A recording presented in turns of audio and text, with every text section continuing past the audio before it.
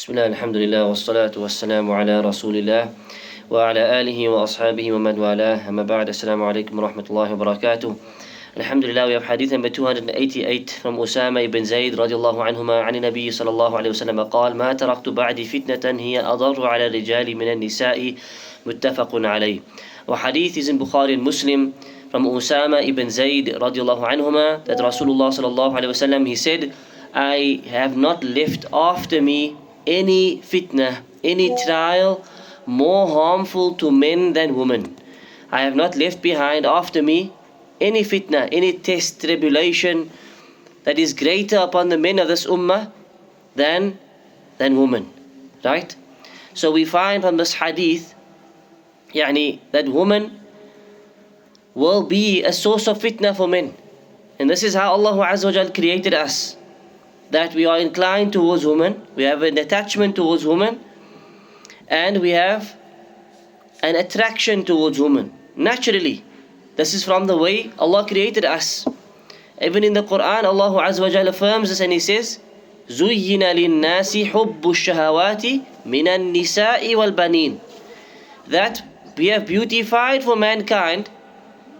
What have we beautified for them? حُبُّ الشَّهَوَاتِ, the love of desires. Each person, they have shahawat, they have desires. What's the first desire Allah mentioned? Of woman. They have desire towards women, and then they have desire for offspring and children. So this is how Allah Azza wa Jal created us. And the hadith teaches us that a woman can be a source of fitna. Which means that if a woman is, for example, righteous, then we will find that woman, a righteous woman, will rectify the society. She'll bring goodness to the society. Or at least she will lessen the fasad, the corruption in the society. Because of her piety, her attachment to the deen of Allah and her fear of Allah.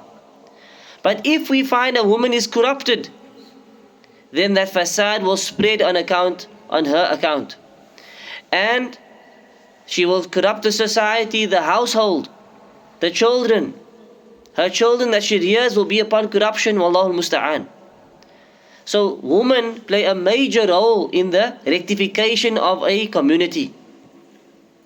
Then we have to touch on that the hadith contains, of course, a warning. The Nabi Sallallahu Alaihi Wasallam is warning us in this hadith that we have to be careful of women. And no man should feel that he is safe from the fitna of women.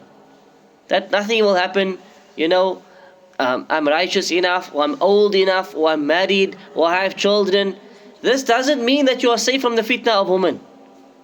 This does not mean that you are ever safe from the fitna of women. That fitna can come up at any time. So a person always has to be on guard, always has to be aware of these dangers. These are fitna. And it can happen to any person that he can fall into a fitna with women, wallahu musta'an.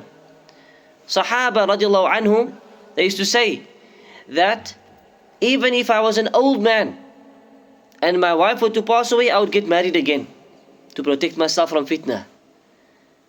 Scholars like Shaykh Albani rahimahullah, he was an old man. He said, I still fear fitna of women for myself. I still fear this fitna of women for myself. And that's how a believer should be, especially when we hear these type of ahadith. So what is meant by fitna of women towards men? There are two things that the scholars highlight from this hadith. The one is most apparent, which is a person can end up attracted to a woman, and this can lead you down the path of zina, wa na'udhu billah. This is clear and apparent from the hadith, that you can become attracted to women, might not lower your gaze, you might end up speaking to them, chasing after them, and it takes you down the pathway of zina, wa na'udhu billah. This is the one type of fitna that a woman poses towards a man. The other mention that the scholars give, or the explanation that the ulama give of what's meant by this is that when a man has a wife, that wife is a fitna for him. In what way? If that wife is righteous or not righteous, what happens? She might divert him from the remembrance of Allah. She might prevent him from coming to the masjid. She might prevent him from doing many good things. In fact, some women are the cause of the downfall of their husbands.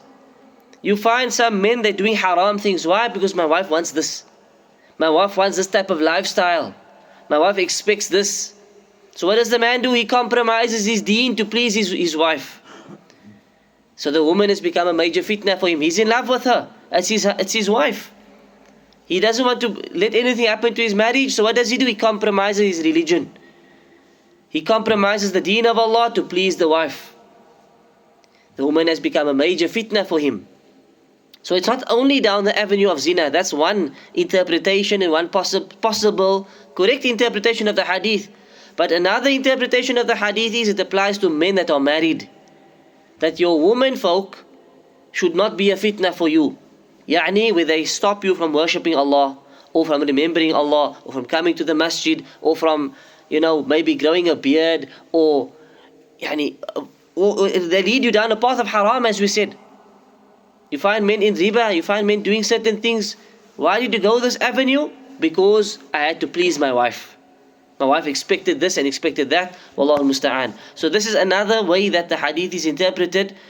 The last benefit I'll mention is for the women folk themselves. That they have to fear Allah Azza wa Jal.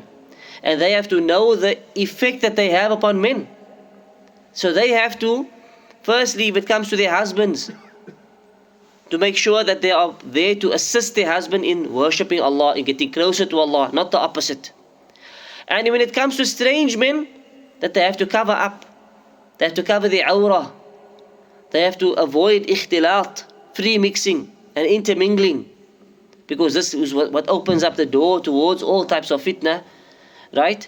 So the woman has to also play her role in lessening that fitna, in lessening that fasad that could spread as a result of her behavior. Understand? This is why Rasulullah sallallahu alaihi wasallam, he said the best of sufuf for the men is the first saf. And the best of sufuf for women is the last saf. Why did he say this? Because in the time of the Prophet sallallahu alaihi wasallam, they didn't have separate walls and barriers. The women stood at the back and the men stood in the front. So he's trying to say, the further away you are from the woman, the better. And for the woman, the further away you are from the men, the better. Stand at the back if you have to. This is safer. So whatever prevents the fitna the most, this is the best. This is the best option. Whatever leads to fitna, the door should be shut. This is what these ahadith teach us. Walhamdulillahi Rabbil Alameen. We ask Allah Azza wa Jalla to protect us from fitna. Ma dhahara minha wa ma batan. Ameen ya Rabbil Alameen. Walhamdulillahi Rabbil Alameen. Wa sallallahu ala nabiyyina Muhammad wa ala alihi wa sahbihi ajma'in. Subhanakallahumma wa bihamdik. Ashhadu an la ilaha illa anta astaghfiruka wa atubu ilayk. Wassalamu alaikum wa rahmatullahi wa barakatuh.